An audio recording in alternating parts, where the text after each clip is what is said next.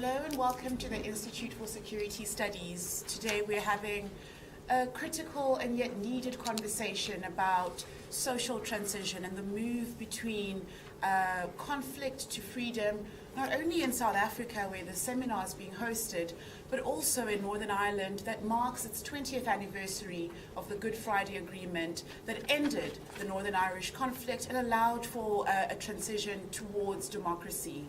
But that also involved an agreement between the governments of the United Kingdom as well as the governments of Ireland, in terms of the ways in which they would manage their relationship and the relationship with Northern Ireland.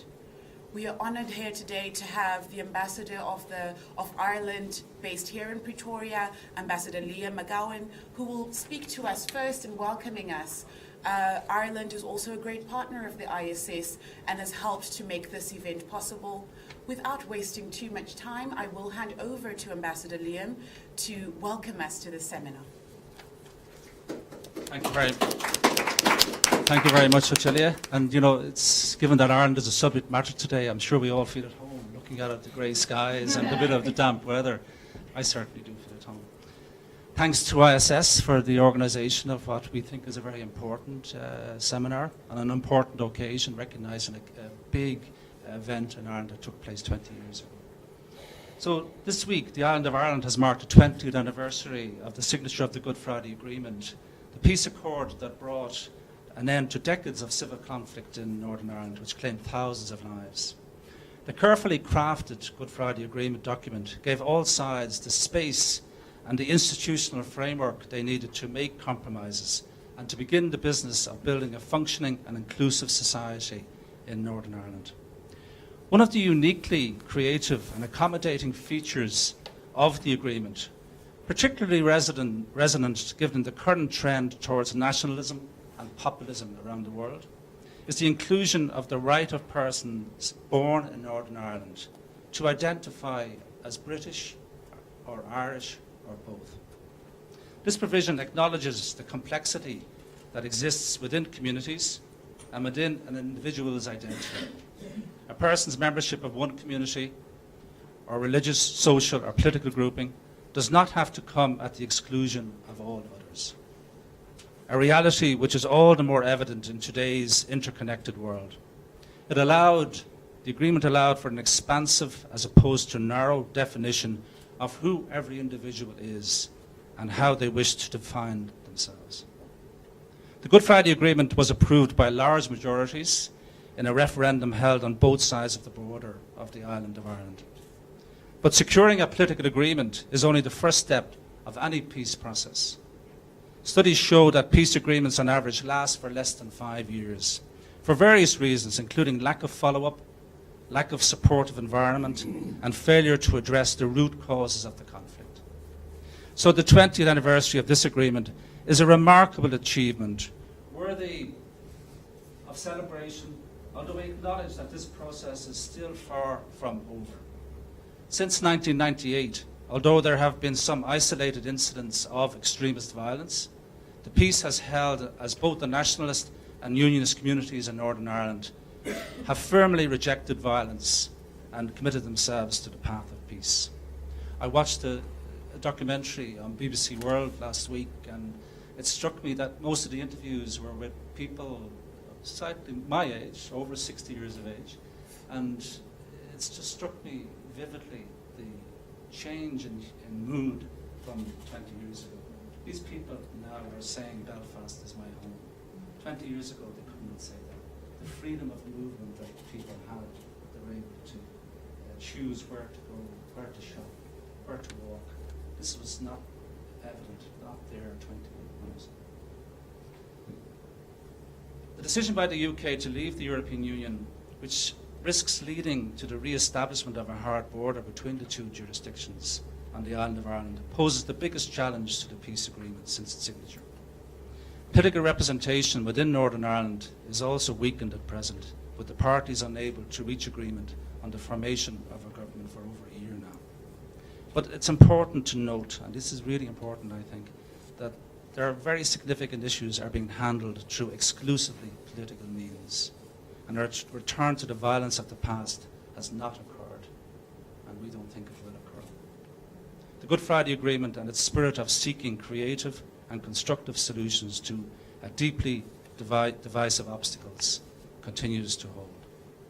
As South Africans will well understand, the role of communities is more vital than ever in ensuring that there is a forward momentum in the peace process. This week, media in Ireland and the United Kingdom has been filled with stories of hope from the Good Friday Agreement and of the communities coming together. There have been a lot of stories printed in the media the past week and even before the commemoration ceremonies about the way in which Belfast has changed, about these personal stories. I just want to relate a few of those stories to give you a personal sense of what's happening. Judy Madansella was in Belfast and Dublin this week, and we spoke to her after her visit. And it struck her that she was able to hop on a bus in Belfast, drive straight to Dublin, no passports, no visas, no stopping at a border post, nothing. It's just seamless travel. They're certainly not my memories.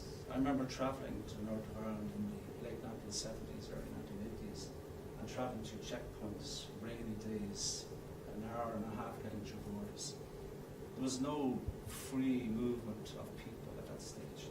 To have a well-known, high-profile South African in Ireland this week and just commenting to us how easy it was to travel through seamless borders, we thought was a really important point from a well-known region. Another small but important example is through sport. We have All Ireland sporting teams. We have rugby, we have cricket, we have hockey. All of these teams have visited South Africa in the past few years. Indeed, the cricket team visited Zimbabwe recently, and myself and my British counterpart brought the cricket team to a development project just outside of Harare. And it just struck the cricket team as well as us, that both countries are involved in the cricket team, and we were able to show them a development project that both of us support, both Ireland and the UK. And it shows the nature of the relationship between the two countries and the fact that over the years this sporting connection, the All Ireland sporting bodies have travelled extensively, delivering a message about an all of Ireland representatives of Ireland, of the island of Ireland. There is a project in Northern Ireland called Big Small Stories, which collects stories on integration, and the title really reflects the reality. These are the important changes which really affect people's lives. Very few people's lives changed overnight on the day of the Good Friday Agreement, but they have changed dramatically over the last 20 years.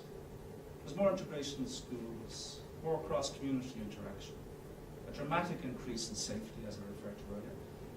These are the things that make a difference. These are the big, small stories which build stronger communities.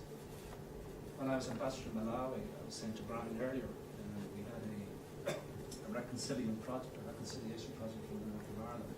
25 people. We started it, we opened the embassy in 2007, so the first visit was 2007.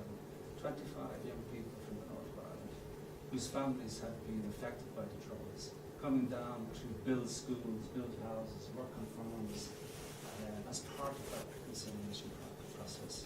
And the evaluations of that project showed that through development work in a developing country, the reconciliation process was improved, actively enhanced.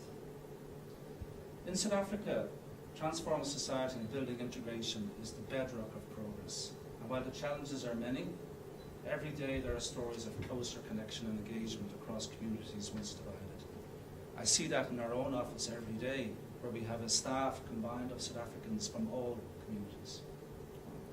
Although the peace process may have begun with politicians taking a chance and engaging in talks with their opposite numbers, its future success will rely on the two communities in Northern Ireland truly living together as a cohesive society.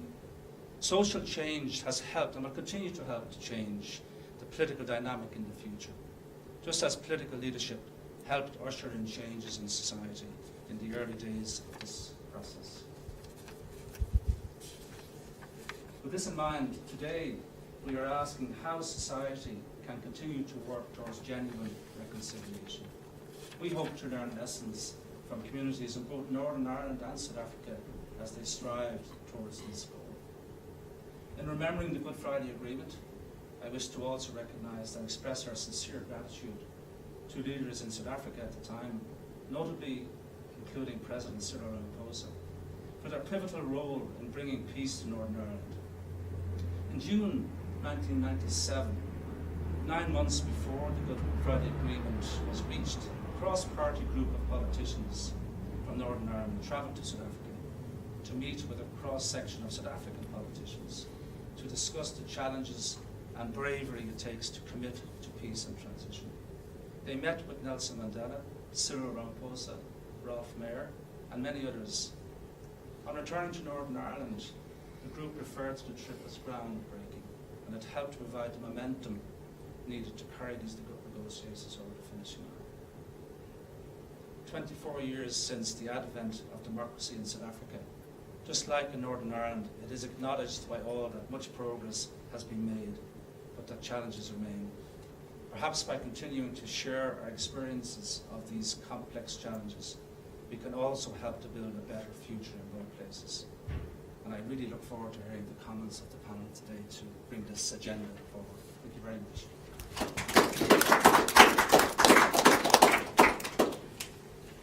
Thank you very much, Ambassador.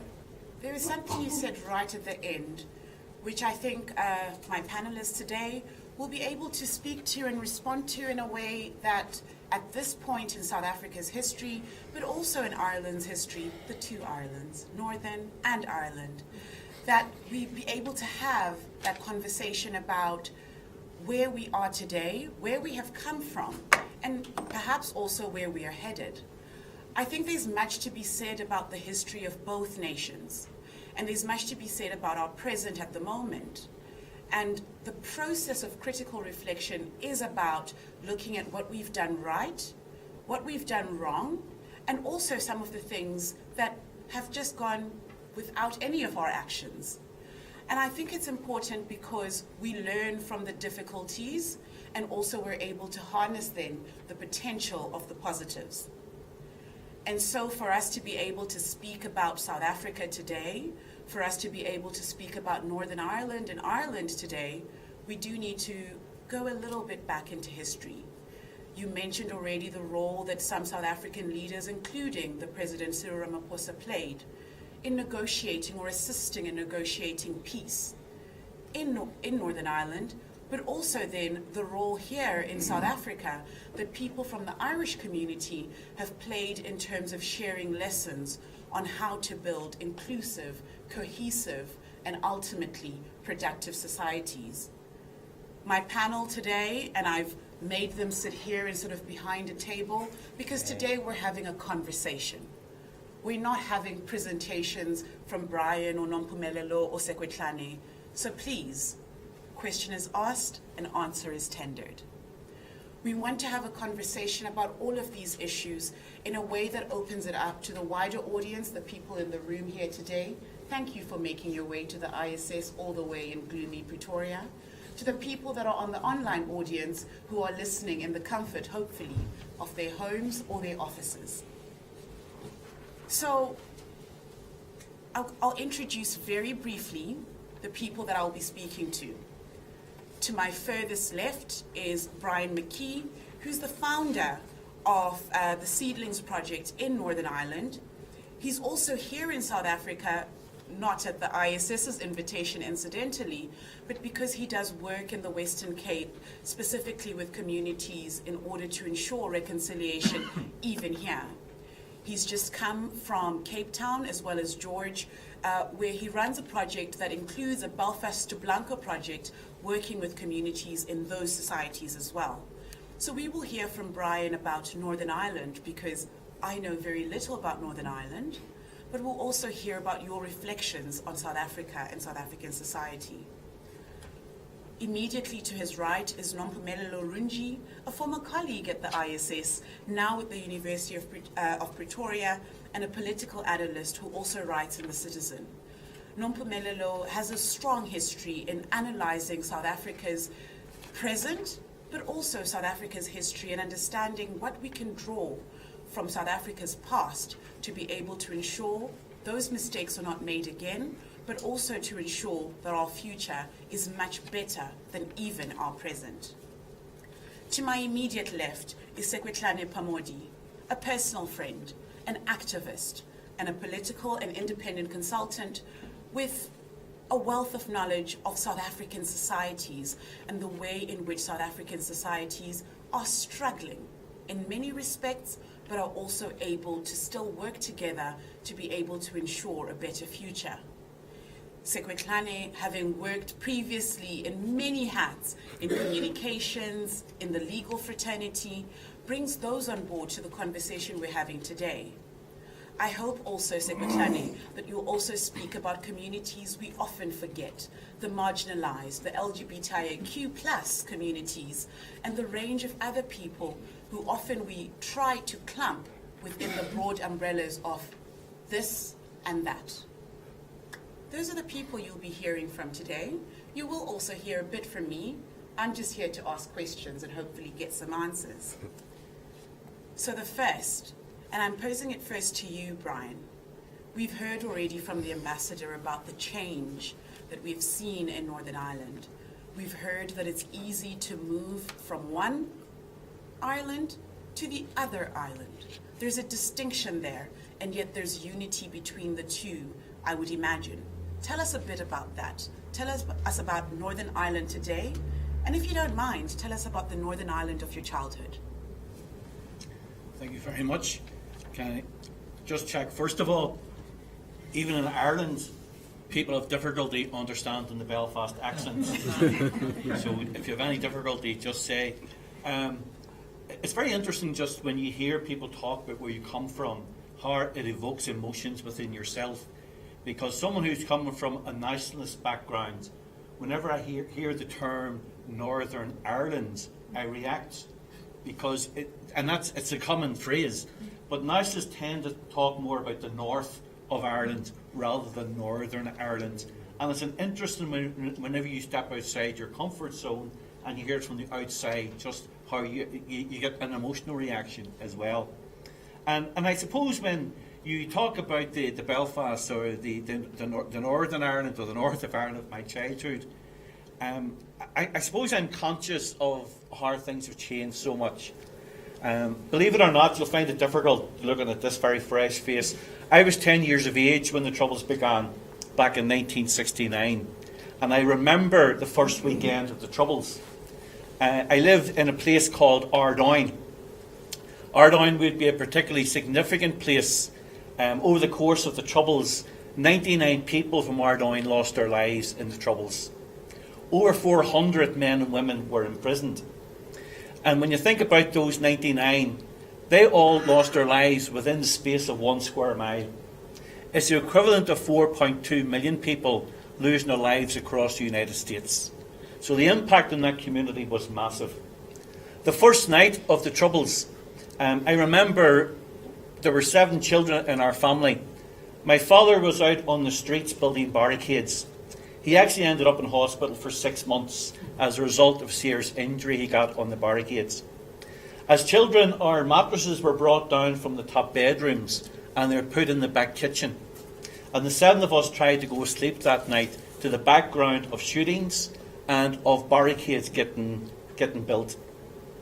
As a 10-year-old, I vividly remember the experience and the thought, if I go asleep, I won't feel it when they shoot me. Not if they shoot me, but when they shoot me. So when I remember that, it's not just the memory that comes to mind, but also the experience and the emotion comes to mind. So, and that's maybe part of what gives people the strength for doing what we do now in the whole act of peace building. That we're trying to create a society in which our children and our grandchildren don't have that experience of growing up wondering whether their father is going to be alive in the morning or whether it's safe to go into a particular shop or not. So the difficulty in Belfast is we've been without an executive since January 2017 with very little sign that's going to be solved in the immediate future. The danger is people think about the negative aspects of that, and yet when we think back where we've come from, so much positive change has happened within that time. You spoke about the certainty of violence in history, and less so today. I'm going to turn to Nompumelelo. When you hear the words about certainty of violence, that a person would rather be asleep so that they do not feel the violence when it comes, reflecting on South Africa, the past, but also a bit of the present, what comes to mind? Well, it was interesting listening to Brian. You see, I was born in the 1980s, and those were amongst the most violent years in South Africa's history.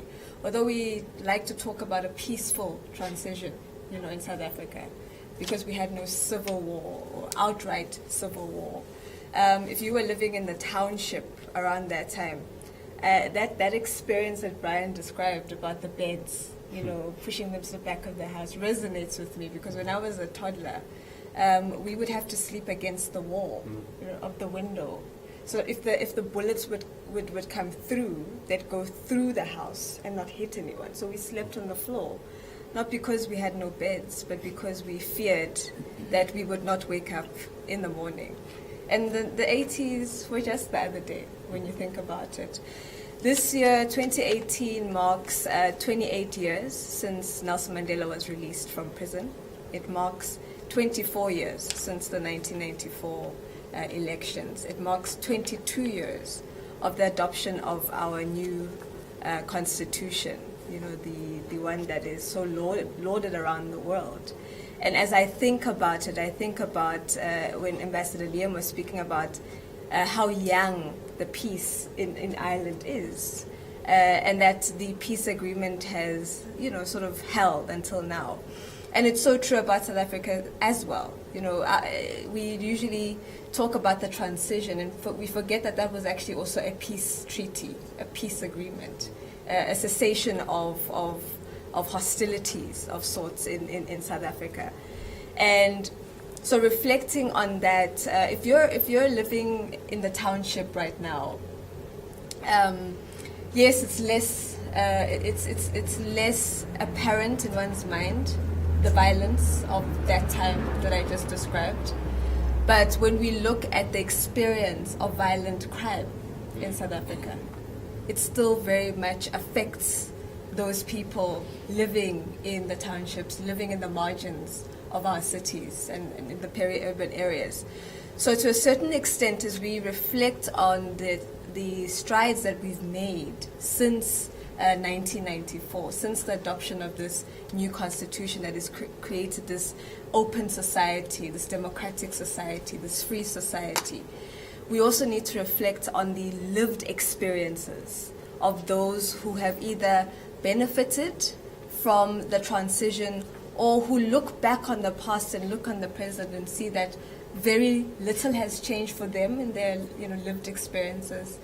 And perhaps we need to begin to reflect on what that means in terms of how much longer this peace can hold. Thank you. There's a point you made about the 1980s. It was just the other day. I'm going to pick up on that in a moment. But first, Sekwetlane, your initial reflections. South Africa then, South Africa now. Thank you. Just listening to just these initial reflections is making me quite emotional and well up. I've just been home in the black township of Daverton on the far east rand. My maternal home sits on the farthest end. It's the last settlement before you traverse into the next province of Mpumalanga. And in fact, it's the last settlement for some time before you reach the next one. And the thing about this settlement is that it holds a lot of memory for me. A lot of violent and hostile memory. I remember, young as I am, born also in the 80s, I remember at the moment of the transition in the from around 1990, running around in my community, running from the white Afrikaner yellow-clad SAP in helicopters pointing guns down on my community. I remember the volatility that was imminent, if not already quite apparent across black townships in the wave of so-called black-on-black violence. We remember here the massacre at Kutzong, for instance. I also remember being able, for the first time with my parents, to talk about the real horror of what apartheid was. Because for the longest time for them, they were unable to speak of it, even though it affected them and impacted their lives, their parents' lives, and those who came before them so indelibly. Indeed, it continues to impact mine quite fundamentally. So today our mother, well, not today, but our mother is dead. And today she is being moved from where her body has been held to her home. And through my own reflection of her role in our transition, or at least towards our transition, because she was very much written out of our transition, if we remember correctly. I'm aghast at our memory. I'm aghast at how quickly we have forgotten what it meant for us to move from this horror and try to grapple with our present reality. The present reality that there is this violent injustice, this violent inequality, this violent poverty, and this violent and abject unemployment within our country, which would impact so fundamentally on multiple generations to come. I raised my sister, who is now in university, which I pay for because my parents could not, because their parents could not. And I also think about I'm sorry, I'm like really quite welling up here. I also think about and reflect on what does it mean for us to reconcile? How do we reconcile in a context where there was no conciliation to begin with? What is our memory of how this country was founded before it became liberated and free in this way? So perhaps I should just leave it at saying my initial reaction is to a very long and abiding sense of memory that hurts, that consumes me, that inspires me too, because I am here with you today, but also looking forward into a very difficult and seemingly dark and inescapable future in which the very violences that defined what our society was about prior to the moment of our transition don't only affect us today, but will continue to impact on us in the future, and not just simply as memory or history, but as a real and continued injustice, a real and continued violence that will continue to divide what we are trying to build here. Thank you. Thank you so much for that. You did two things for me, and I hope also for the audience. You reminded us of the history of South Africa. You also, in a way, reminded us as we sit in this room that neither myself nor yourself, Sekwetlane, or Nompumelelo would be sitting in this part of Pretoria in the 1980s, nor would I be chairing this session or you speaking as profoundly as you've done so far on the issues that we're discussing. Brian, also, that we have this conversation in the way that we are having this conversation in this space, it means quite a lot. We speak about political change, and we speak about societal change, and we speak about what needs to be done to ensure that those processes, and I'm going to speak about what I mean when I say political change and social change are processes, they're not events. So whether we speak about the Good Friday Agreement, the Belfast Agreement, whether we speak about CODESA and the elections that we will commemorate in just 2 weeks exactly, on the 27th of April, we speak about those as monumental, fundamental events. We don't speak about them as processes. And I want us to do that today. I want us to speak about the process of change. I want us to speak about the process so far and the process going forward. But there's one thing that I don't want us to do. And thank you, Sekwetlane, for reminding me of what I did this morning when I woke up. I woke up this morning and I thought, I'm going to be moderating a discussion between three people. Hopefully, they'll speak. They've never met each other. They have no idea what the other will say about the other issue, but hopefully, they will speak.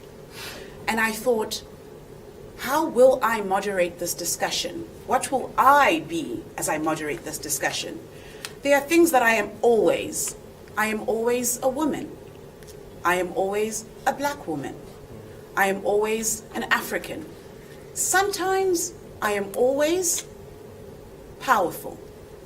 So I thought, if anything, Sekwetlane, thank you for reminding me, I am going to wear my all black and a doek in memory of Nomzamo Mandikizela Mandela. I'm going to do that because often voices such as mine aren't heard, even in those processes. So we have spoken about the role that the current president played in Northern Ireland. I would like, when you reflect next, if you could reflect on the roles that other people, other than strong men, have played in Northern Ireland and in South Africa. So we'll go to what Nompumelelo said earlier about just the other day, all of this was happening. Let's talk about today. What's happening today in Northern Ireland?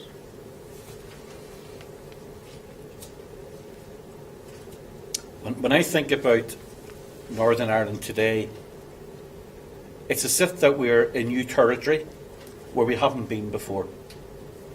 And people are feeling lost. And sometimes what happens is people are in new territory, but they're using old maps.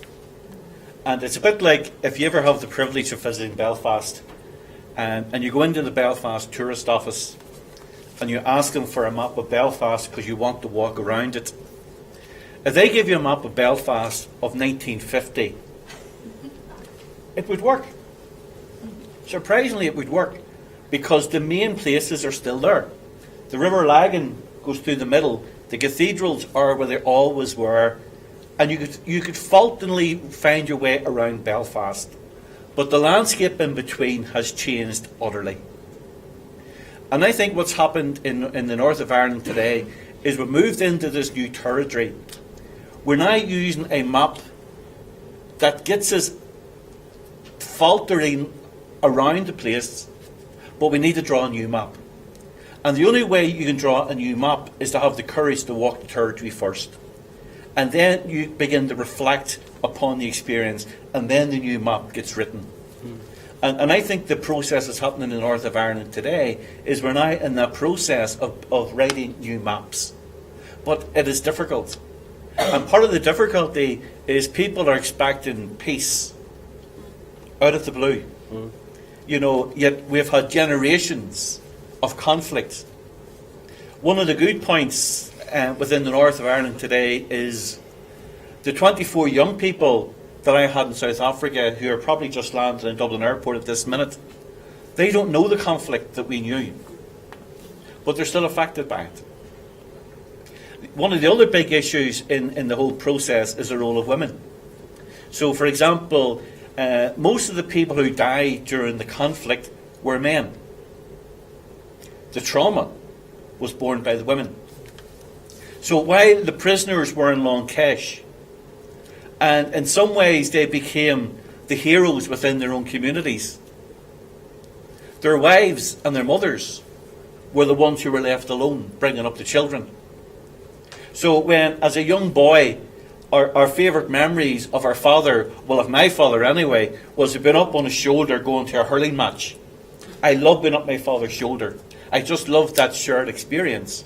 Yet many children came up through the conflict, and the experience of their father was visiting him in a prison. on a minibus that smelt of diesel, and my mother didn't necessarily get on well with the other mothers of the other prisoners. But there's this expectation that all was well. And I think what the part of the challenge today is actually beginning to face up to that task. I think, as you say, rather than as a product, reconciliation and peace building becomes a process that's going to take a long time for it to happen. The difference is now this is normal politics. This isn't about violence any longer. It's not about conflict, but it's about normalising politics. Thank you. You said two things. One that I hope everyone in the audience caught. Brian invited all of us to visit Northern Ireland, if for no other reason for us to see that at least in geography, not much has changed. But I think in the society, quite a lot has changed. And quite a lot has changed in the ways in which people within the society interact and involve themselves in what is the north of Ireland. Nompumelelo, your thoughts, specific to South Africa, but also any reflections on Northern Ireland, if you have. Well, I'll limit myself to South Africa, and I want us to reflect just on the preamble of the Constitution, which is particularly the part that says to heal the divisions of the past and establish a society based on democratic values, social justice, and fundamental human rights. I want to use this as a backdrop to reflect on where we are today in South Africa. And I'm going to use a few things that may, elicit some kind of emotional reaction. Vicky Malmberg. We all know about Vicky Malmberg. She is the first person in South Africa to have been jailed for crimen injure, the verbal kind of crimen injure, for hurling insults, racial insults, at a police officer, a black police officer, that was actually trying to help her after a smash and grab incident. The reason why I bring this up is that, you see, one of the biggest challenges that we have as South Africa, a country that comes from conflict and comes from deep divisions, right, is that we are supposed to kind of build some kind of cohesion, some kind of national consensus around who we are as South Africans. What does it mean to be a South African? What is South Africa? I think Sikwetla touched on a bit of that, to say, when South Africa was a country, became a country, South Africa, what did that look like? And what does that look like today, right? So in 1910, the unity of South Africa, it did not include the black majority, right? In 1948, when the NP took over and the Afrikaners, gained prominence in the political life of South Africa, it still excluded the black majority. In 1994, we have a completely new reality, where at least at the level of, I think Ambassador Liam noted it when speaking about Thuli Madonsela and her experience in the north of Ireland. And she reflected on no visas and no blockades. And we had the same system in South Africa, where black people had to walk around with documents called the Dom Pass. So they could not move freely in their own country because they were not recognized as citizens in their own country. So 1994 happens, and it reconfigures the borders, the understanding of what this entity called the nation of South Africa is. And the Dom Passes are left in the past. And there we begin to have a formation of a new sort of citizenship, where everybody, black, white, Indian, colored, is a citizen of this country.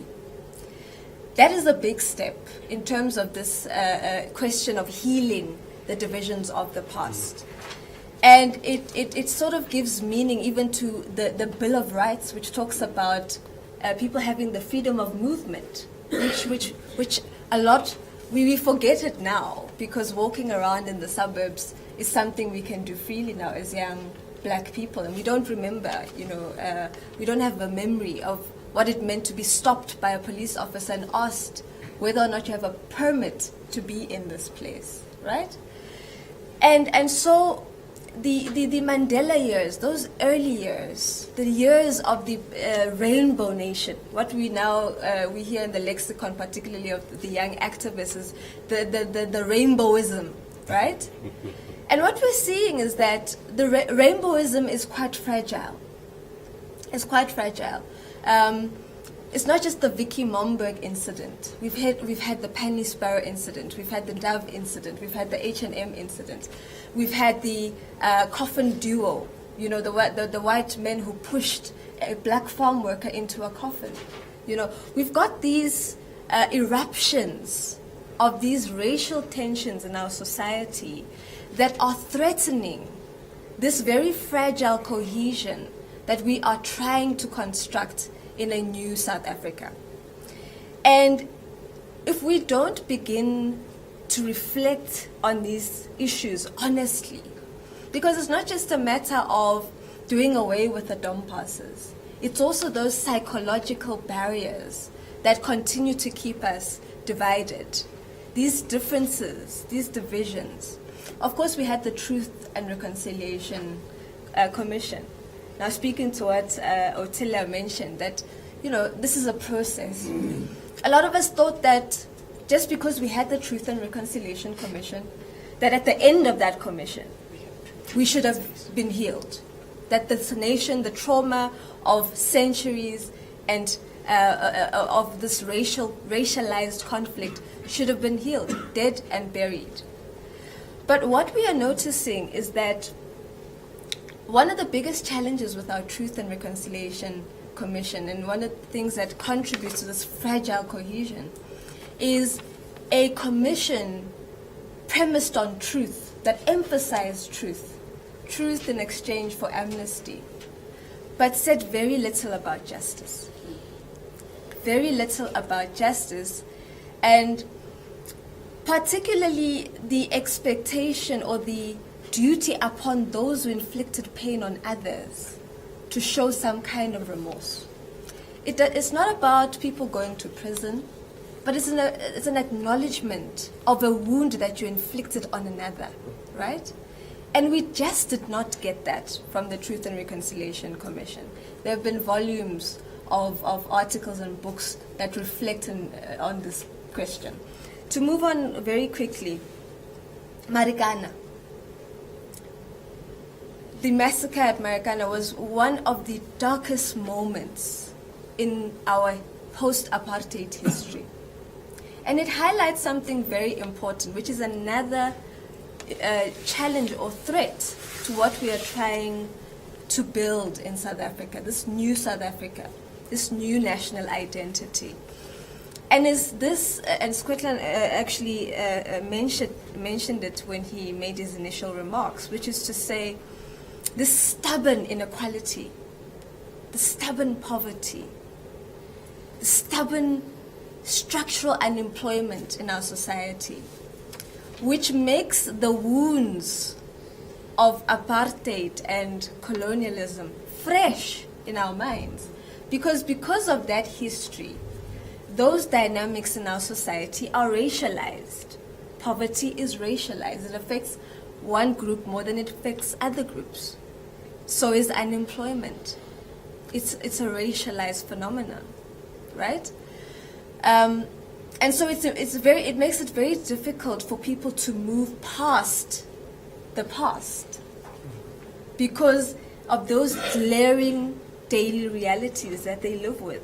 That there's a distinction, a stubborn, clear disparity between certain racial groups in this country that continue to exist because of the structure of our society and the structure of our economy. And so we cannot overlook that point as well. Progress has been made, yes. when you look at the statistics between 2006 and 2011, we dented poverty. The number of people that were living below the poverty line by 2011 was down to about 53%. In 2006, that was at 66%. So we had like a 10 to 11% improvement. But the sad story is, when you look at the statistics from 2015 onwards, we are going backwards. Also, we like to talk about income inequality in South Africa. And we say we're the most unequal country in the world, which is true, because our Gini coefficient is at 0.7 at the moment. But when we talk about wealth inequality, that Gini coefficient becomes 0.95, meaning that in terms of the generational mobility from poverty to a better quality of life, we are not making progress. And again, when you look at those statistics, they are racialized because of our history.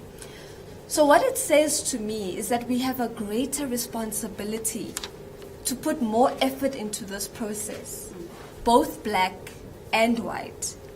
One last point, life esidimeni. The life esidimeni crisis, where over 100 mentally ill patients who were in the care of the state died because of the state's negligence.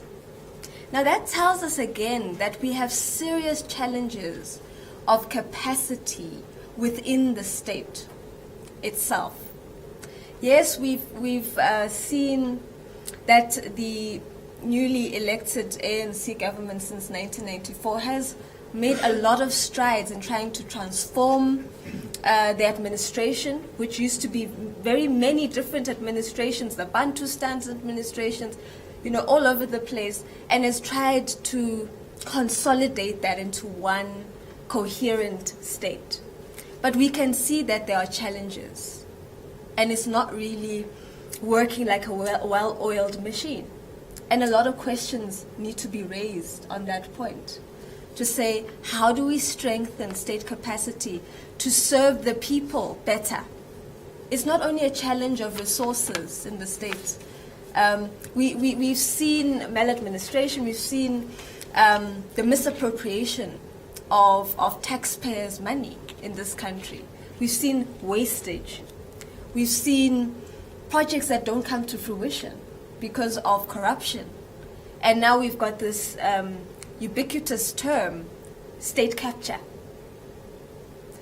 So we've got a lot of challenges in trying to construct this new society, this new South Africa. And I think that 2018 finds us at a place where we are now compelled to face these issues. And one of the things that makes that very clear is now this discussion on land expropriation without compensation. It's going to compel us to face all these issues head on. I think in the first 20 years of our transition, it was a matter of trying to find some kind of common ground, trying to avoid stepping on each other's toes. But I think that we are at a place where if we want to move this country forward, we need to begin to deal with these challenges head on and reflect on them and be honest about where we are as a society. I wanted to touch on Winnie Mandela, but I think I'm over speaking, so yeah. Thank you so much, Nompumelelo. You've done an amazing job in highlighting some of the things that frustrate the processes. I'm shifting gears now. We've done that. We've spoken about what the challenges are. We know them. We've identified them. What we need to do, and it's an exercise that could take not a day, not a year, already on 24 years, it could take at least another 24 at the very least, because beyond political change, societal change is said to take at least a generation and a half before you start to see anything. Minding countries other than our own, so other than the north of Ireland, other than South Africa, are still grappling with issues of change elsewhere. Countries that have had freedom, let's call it that, for much longer, for centuries, still grapple with building the right kind of societies for everyone. So Sekwetlane, I'm taking a little bit away from you because I'm not allowing you to talk about the challenges. No. What I want to talk about now is all hands on deck, as it were.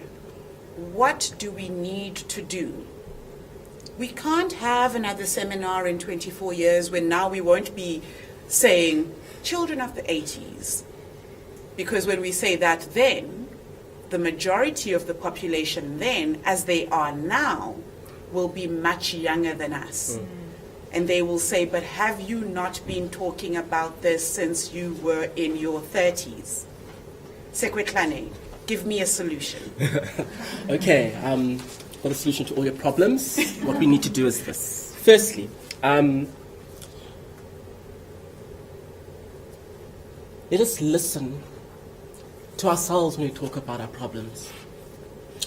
We are constantly and consistently putting it into a beautiful soundbite. The triple challenge: inequality, unemployment, poverty. Absolutely, these are the fundamental problems of our day.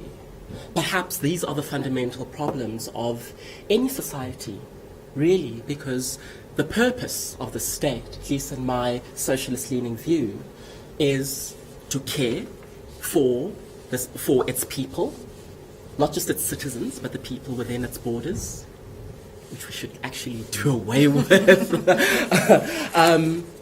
It's to care for its people, to develop its people, so that they can achieve the fullness of their potential.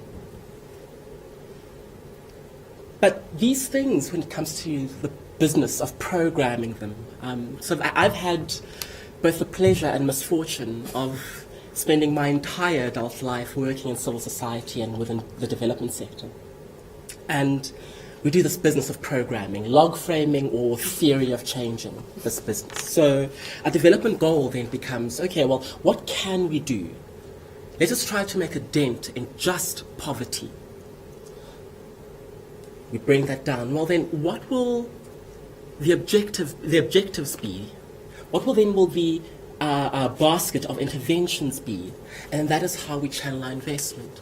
And oftentimes, and in good faith, these investments hit at the surface of the issue, the cosmetic level. There are no jobs. Let us create local industries to help facilitate that, because people appear to be enthusiastic about that. They'll do what it takes, and we do need to mark that special thing, sustainability, because there is no bottomless pit of money or wealth from which can continue to finance these things indefinitely. Absolutely. But now let me take you to where I've been spending a lot of my time more recently, which is within the queer movement. Some people are uncomfortable with queer, signifying LGBTIQ++. I use the term in a liberatory sort of sense. Since the 80s, queer people, or the queer black queer women in particular, from working class backgrounds, have been grappling with the issue of their particular availability to violence. And I use this phrasing quite deliberately, the availability to violence, as opposed to a vulnerability, because it assumes that there's something about your womanness. It's in you, the woman, or it's in you, the victim, that makes you particularly vulnerable, as opposed to the structural conditions that operate around you to expose you to this violence and leave you without recourse. It began, at least in name, around the mid-80s with the emergence of the Jack Roller gang, and a practice called Jack Rolling. It was a gang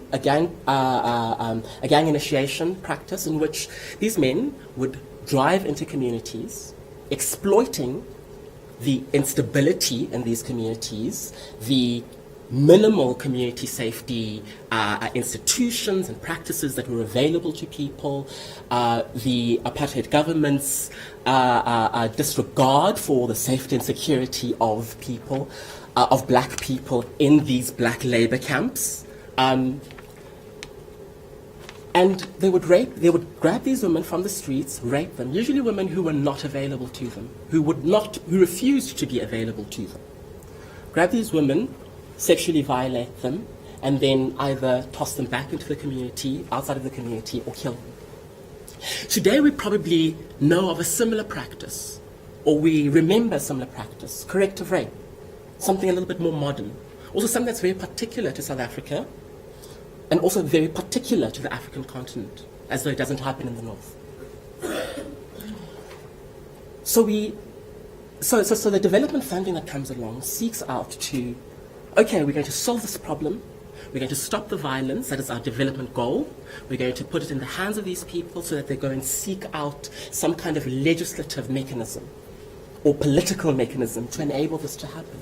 And today we're sitting with the hate crime, the hate crimes, or the prevention the prevention and I forget the technical language. It's effectively the hate crimes and hate speech bill, which has gone through its first circulation through the public to engage with, grapple with, and now is being handed over to Parliament, and we should soon be hearing what parliamentarians have to say about this thing.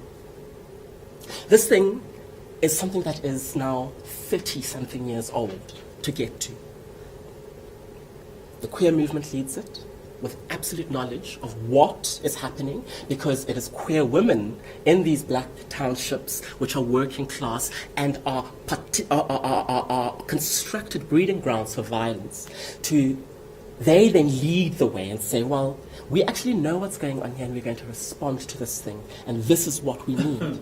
But unfortunately, what has happened along the way is that the development strategy, the development programming, and the development funding does not do the business, or does not respond to the business of sustaining, building up, reproducing, replicating, growing social movements at a hyperlocal level right through to the national level.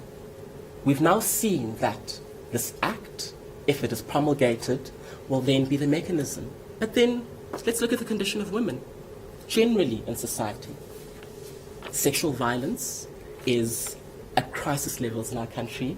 There are debates around the rate at which it is growing, but we are all absolutely certain and agreed that sexual violence, particularly as it is directed to women, because it is a gendered form of violence, even as it happens between men, we know that it is at crisis levels. We have a well-established legislative framework to deal with this. We have a very well-established and well-developed common law framework to deal with this, although we are slowly moving away from it into a constitutional legislative jurisprudence. We have all of the investment that we hear from SAPS, the Minister of the Police, rather, around community safety, community policing, in the conditions that we're in, where the fiscus just cannot hold the burden, or they cannot carry the burden of the overwhelming majority of this nation. And where has that brought us? In spite of the women's movement, which in spite of its resilience is weakening, because there is very little maneuverability to be able to reach one another, to build, feed back into different movements that connect with one another. Because sexual violence happens in communities, right? It is a community safety issue. It is about the social values of the community. Similarly, for me as a queer person, when I go back into my community, which is not the horror show that we keep getting shown, but it does have its crisis points around violence, particularly as it's directed against queer people. I know that there too, I'm only safe insofar as the rest of my community is safe. So what is the solution? To come back to the key question. The solution really for me is not just simply sitting at what is happening at a well-defined, workshopped, seminared out interface with a problem, a social problem. We can't simply say we need a policy that will resolve the issue, because the policy has to operate within a context. The intervention has to operate within the context. So we need to be looking beyond that, doing the work of building up that context to be ready for these solutions. It is about building up social movements, grassroots-based movements, that engage with the social issues and conditions of that community in that time. And I think that that is the only way in which we can conciliate as well. Because when I know what is happening in my community, what it means, and understand the levers that I need to pull, I start seeing the patterns in the rest of society around me as it operates. And I just want to leave it here with a quote from one of the most profound leaders of our time, I think, who died quite early and is very little known. His name is Simon Ngodi. Simon Dekiso Ngodi. He's most well known for his queer activism, initiating the first Pride March in Africa that was public, that fateful day in 1990, raining people, 25 people or so wearing paper bags over their heads, because that was the limit of their bravery. And justifiably so. This is not I'm not criticizing them at all. The conditions only allowed for that. And he then went on to lead public health programs that spoke to the queer community, but were really about, or they were responding to the issue of HIV and AIDS in the queer community, but were really about the general public health crisis around this particular issue, doing the work of programming, doing the work of seeking out the funding that would enable us to build up a world-class response to HIV and AIDS that is informing the rest of the world. What we don't know about him is that, or what we don't know very much about, is that he was one of the Dalmas treason trialists. He sat in the cell facing the death penalty with what, 21 other of our leaders that we know of today. Botera Msuelogota, rather. He was an MP and leader of a fairly significant political party in the opposition today. And even there, he had to hold both of these things quite openly, quite forcefully, because he understood the indivisibility of these identities, of these rights, of these experiences in the human experience, and certainly in his own experience. And he said, I cannot separate two parts of me into secondary and primary struggle. Both are fundamental and symbolic for how we experience our lives. In South Africa, I am oppressed because I am black. And I'm oppressed because I am a gay man. And this is why I do what I do. In a way, he was speaking to society in general, but he was also speaking to his very comrades that he shared cells with, that he fought for the liberation of our country to achieve the Constitution, which leads with the preamble that you read us this morning. And I think that this is the only way in which we might be able to start making any kind of headway in resolving the crises that we see ourselves in today, building up the capacity to continue to do so and enrich the lives of our people and elevate the conditions, or at least ourselves, out of the conditions that we are in. But also, and most fundamentally, I think, to find conciliation and work towards the justice that we so desperately need. My goodness, I don't think I could have said it any better myself.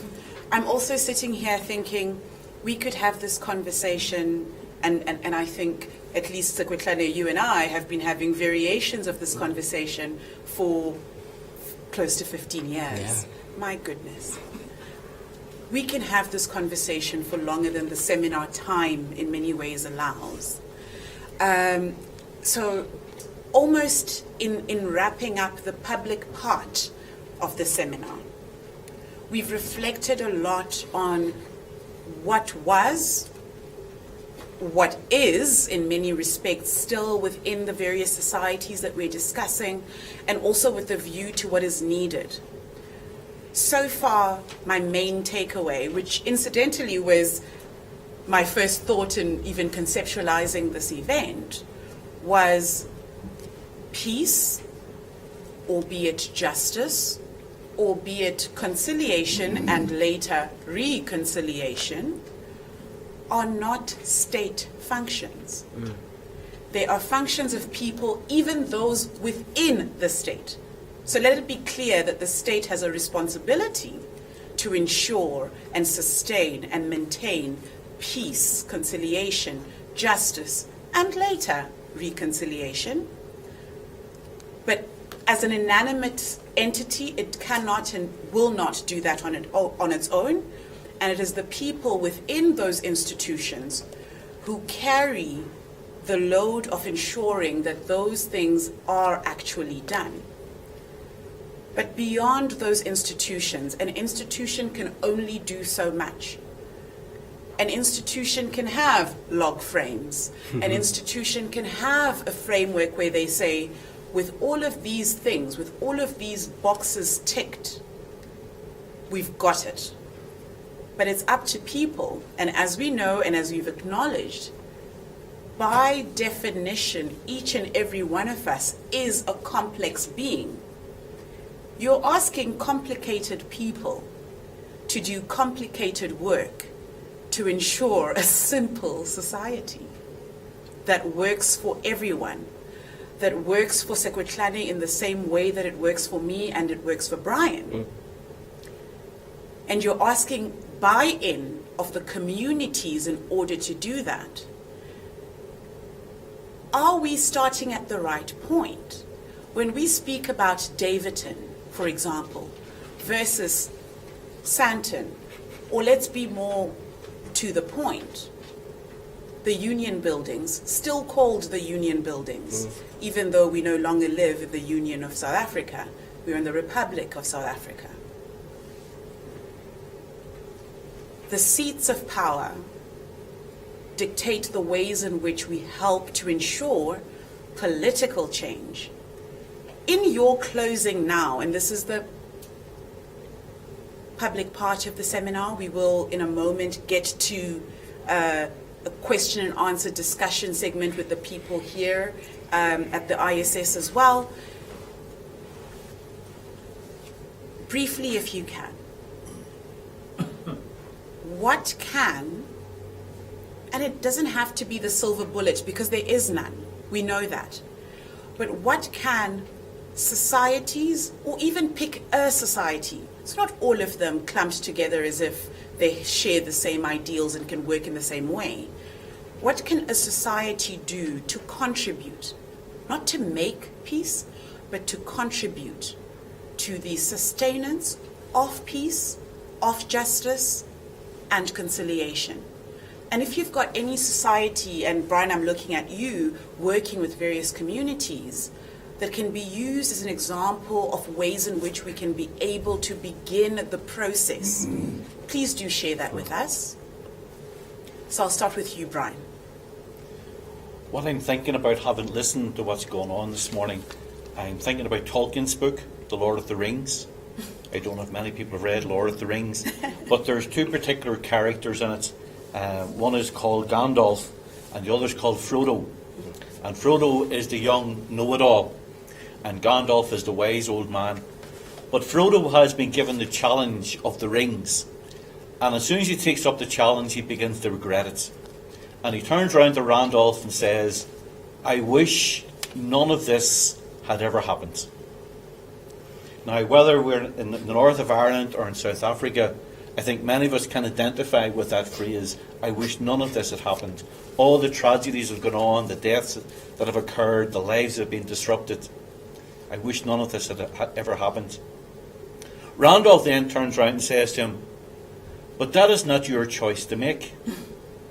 The only choice you have to make is what will you do with the time that has been given you. You know, so I think it takes it down from takes it away from a level of somehow being up in the sky and theorising down to practicality. What practically are you going to do on the ground?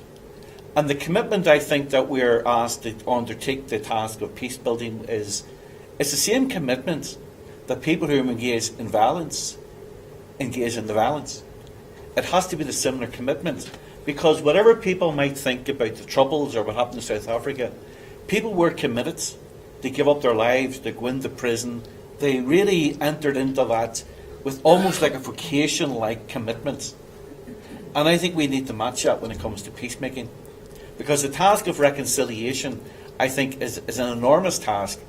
And practically, is there one practical? I think one of the very practical things is that we begin to have a deeper respect for the people who are different from us. You know, and that's easier said than done. You know, are we prepared to give up something that's precious to us for the overall good of society? So, for example, for the Good Friday Agreement to take place, the government in the Republic had to let go of Articles 2 and 3 of their Constitution, which laid claim to the north of Ireland. That was a big step to take, you know, both politically and also emotionally for people in the Republic. It was a very big ask, probably more so for the people in the north, to see the Republic give up those articles. But yet people embraced that because they wanted peace. And I suppose the thought that to finish with is, when we think about the word reconciliation, I think it's bandied about too much. You know, it means different things to different people. And I was recently at a seminar when someone gave us a definition of what reconciliation was. And he says, definition of reconciliation, he says, first of all, reconciliation comes from the Latin, which immediately frightened me because I studied Latin for 4 years at school and I never passed a Latin exam in my life. Reconciliation, he says, the first part of it is re. It means again. Con is a connection. Silly, C-I-L-I, means your eyelash. And ation means an action. So literally reconciliation is the action of bringing people back into eyelash contact with each other, looking in each other's eyes with nothing in between. That's an enormous task for any of us. And it's almost, you know, before we go on that task, is asking ourselves, do we have the commitment to do that? Because if I engage in that task of reconciliation, I cannot look into that person's eyes unless I have the utmost respect for who they are, but also the utmost respect for the differences that they share within me. So as someone who comes from an Irish nationalist background in the north, where's my respect when I see a Union Jack flying? It's too easy for me to call it, and there's lots of names we have for it in the north, it's too easy to resort to those names. You know, where's my respect when I see an orange band coming through my community? What does that mean to show respect? But it has to be shared. A mutual respect for diversity, I think, is key to any society that is on the road towards reconciliation. Thank you. Yeah, I think that segues very nicely to the phrase that is contained in our coat of arms. I won't say it in Khoisan because I don't have the tongue for it. But unity and diversity. I want to go back to the Constitution because I think it's a very key document. Although now in our current political discussions and debates, there's a lot of mud throwing onto the Constitution. But I want to highlight something that is very key. See, our Constitution strives to have a society that is built on values, right? It places specific values and says the new South Africa shall be built or premised on these values: equality, social justice, freedom, etc. That is very key. The architects of our Constitution were not being glib when they made that point. Because we come from a history where we try to form nationhood based on identity, right? Different forms of identity, particularly racial identity. And there is no way, particularly based on the discussion we've had this morning, that we are ever going to come to a sense of a united citizenship and nationhood if we don't base it on anything but values. Because at least at that level, we can unite. Whether I am female, black, queer, on that level, we have a basis upon which we can build. And I think that is extremely important, because even on the point of the importance of the state and institutions, yes, the state cannot bring about the changes that we seek to bring about in South Africa all on its own. And institutions can't do it. They rely, of course, on people, just to reiterate. However, they give us something to aspire to, right? If you look at the constitutional design of our institutions, the importance of things like cooperation. We talk about cooperative governance and the separation of powers, checks and balances. This notion that at every point we need to move together, as a society, checking each other, balancing each other, right? Cooperating with each other towards a specific vision, a specific goal of development. And that speaks to this whole notion of a process. We're taking a journey, and it's very aspirational. We're reaching out to an aspiration. And we need to make the steps. That's the most important thing, though, is that in order to get there, we need to take the necessary steps. And I just want to point out one or two things that I think are very important that we can begin to help us take those steps. The one thing is that we need to come to a point as South Africans, as different communities in this country, where we realize that our destinies are intertwined. We have one country. We have finite resources that we need to share. And we need to work together to get to what we want to have in this country, that equal, fair, just society. So we have a common destiny.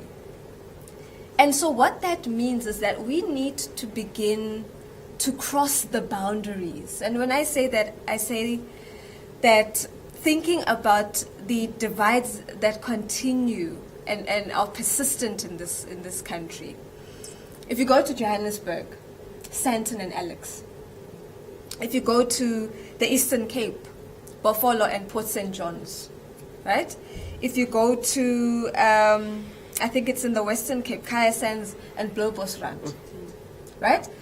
Communities that are divided literally by a street, a road, but the lived realities in those communities are glaring, the disparities, and yet nobody crosses the road. The Santoners do not cross the road and go to Alex. The guys in Buffalo don't cross and go to Port St. John's. It's like this unspoken boundary and border that says we cannot meet, we cannot mix. And I think it's about time that we begin to understand that we, going back to what Brian said, looking each other in the eyes, that we need to experience, we need to see how the other lives. And it begins by taking those steps. And then the other key thing is solidarity.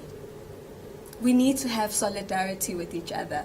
Right now, one of the biggest challenges in this country that is a trend since the transition is this private-public divide, where the public sector and amenities are for the poor and black people.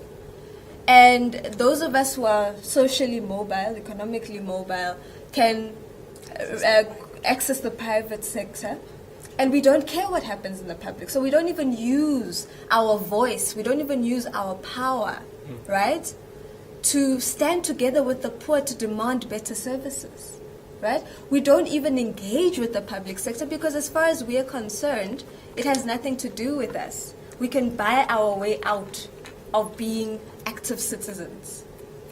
But it goes back to the point again, I want to reiterate that until and unless we realize that our destinies are intertwined, that those who continue to be marginalized in our society will at some point break. They will break. It's interesting because we're having this discussion at the ISS, and they do a good job of explaining crime statistics. There's a very clear correlation between inequality and violence in societies. It's been proven all, across the world. And if we want to begin to dent our crime situation, the violence in our society, we need to begin to speak to these very clear divides, which are also now class divides in our society. And it's going to take those who have, and I say this without being shy, that those of us who are privileged, those of us who have, will need to take the first step and reach out to the other side and see how it is that we can work together towards a society where everybody's quality of life is good enough. We're young. We're gonna have children one day. We want a society that our children. Secretary says, there are those of us who will.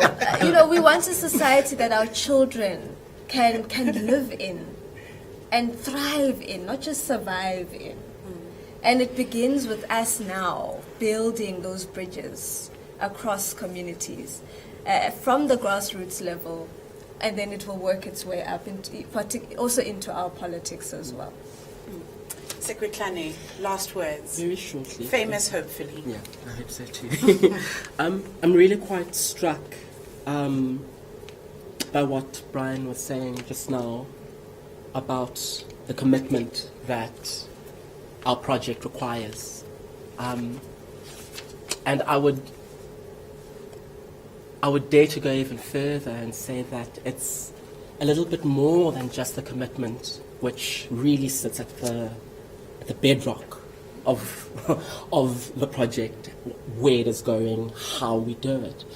But it is also about having faith that thing, that goal that we want to get to, the Constitution, what it has to say to us, how the manual that it presents to us, that it is worthwhile. Sadly, we, either as a result of a misunderstanding of how of constitutionalism generally, and how our particular constitution is structured, and what it has to say and how we read it, perhaps it might just even be an entire dissatisfaction. One can't say entirely. But there has been a certain distrust and almost rejection of the Constitution as a failure. Myself being a justice-seeking person, which is why I call myself an activist before anything else. It's fine. My orientation is that I'm guided by the Constitution as a justice-bearing document. It is our manual for justice. And our mother, before the Truth and Reconciliation Commission, it's truly quite stunning to watch what is happening today in how her different personas and her roles and how we understand them is being recast and remolded today. I mean, I'm still quite shaken by the damaged goods from Brantford comment from one of the editors of a leading publication for which my partner works. But she, at that moment, having given everything that she could and had, moving from being at the forefront of marches, of the burning of passes, going into armed struggle, within our communities, creating spaces for compassion and care, while also fighting courageously and to their death, if it had to be, said, because she was faced with a lot of hostility and a refusal to locate her within a context, not to allow or not hold her accountable for the horrors that she might have been implicated in, but just to understand and locate her. And she said, I am the product of the masses of my country and the product of my enemy. I am what I am because this is what we have. This is what got us here.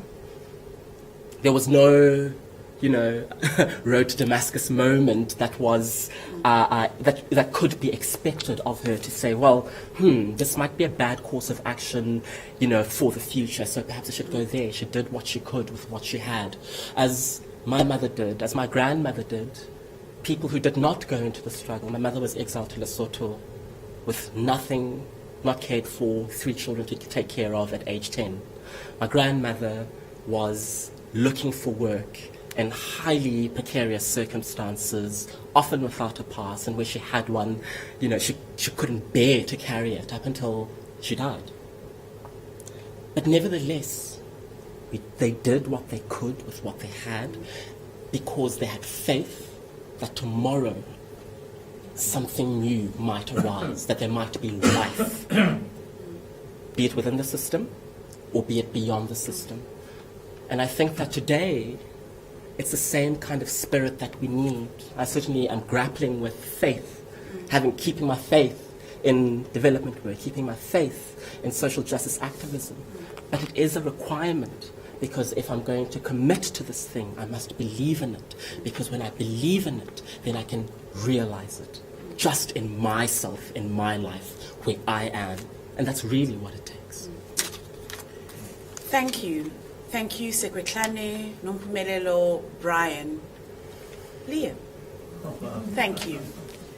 Thank you for what I think is not just a conversation that ends here, but a conversation that I think we ought to be having in all the different rooms and halls and streets in terms of the things that are needed, be it faith, be it commitment, be it the solidarity that is needed in order for us to be able to do the hard work for what, and I'll borrow your words, Sekwetlane, for what is worthwhile. Because I think there are very few people who would not be invested in peace if they knew that peace ultimately benefits them just as much as it benefits someone else. That justice benefits them even more if it benefits other people. Because there's very little justice that one can get through injustices against other people. And in many ways, part of that, and I appreciate the 3 of you a lot, because part of that means having honest conversations. We're not just talking for the sake of talking. We're talking truthfully to each other, with a view to actually getting something done. I'm not saying you've started something here, but please, if you could carry forward, that would be wonderful. I'd like to thank the people who are tuning in online for patiently joining us here in Pretoria for this event. I would like to thank quite clearly the Irish Embassy here in Pretoria, because without you, this event would have just been a concept. It would have been something that I think about, that IFA thinks about, but that we have no space for us to be able to have that conversation. So thank you to the Irish Embassy and to the Government of Ireland for supporting this conversation, which I hope allows for broader conversations beyond this. As the ISS, naturally, we're also grateful to the range of other donors who allow for me to sit here and facilitate conversations. So I'm grateful to the ISS Partnership Forum, specifically the Hans Seidel Stiftung, the European Union and the governments of Canada, Denmark, Finland, Ireland, the Netherlands, Norway, Sweden, and the United States of America, without whom some of these conversations would not happen. I am most grateful for the people in this room and the people outside of this room tuning in, listening, taking notes, taking points, seeing the critical things that need to be discussed, not just by 4 people, by nations, be it South Africa, be it Ireland and the north of Ireland, be it the other states that need to have these conversations about the ways in which we build societies. Because why? Because it's worthwhile. I'm grateful for your attention, and I would like at this point to say goodbye to the online audience. Thank you for joining us. We will now have another conversation in private now with the people who made it to Pretoria about some of the issues that came out in the presentations and that came out in the discussion we've just had. So thank you all, and if you can oblige and join me in thanking, I couldn't have picked better speakers. Thank you for being available.